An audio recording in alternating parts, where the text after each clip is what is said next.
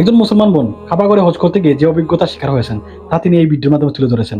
Ondan sonra bir tane tercüman geldi, sağ olsun yardımcı oldu. Bandanayla beni içeriye bırakmadılar. Kimliğime baktılar. Ondan sonra işte vizemi istediler. Dedim ki bunu niye takamıyoruz?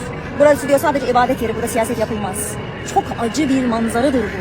Burası İslam'ın doğduğu yerdir ve bugün dünyada İslam'ın namusunu koruyan Gazze'nin bir bandanasını bile şuranın içerisinde başınıza takamıyorsunuz.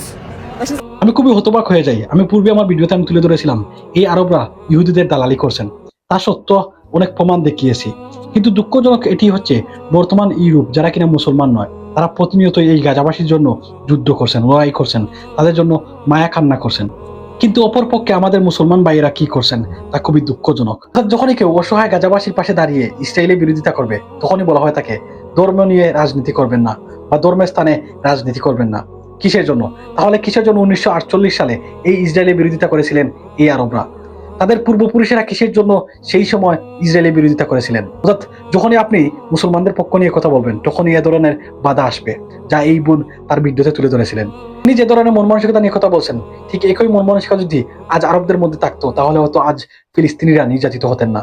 বর্তমান ইউরোপের প্রতিটি দেশের মানুষেরা তাদের জায়গা থেকে সর্বোচ্চ প্রতিবাদ করছেন, আর আমাদের আরব বিশ্ব নেতৃবৃন্দরা শুধুমাত্র এটিকে রাজনৈতিক ইস্যু দেখিয়ে তারা এটিকে ইগনোর করছেন।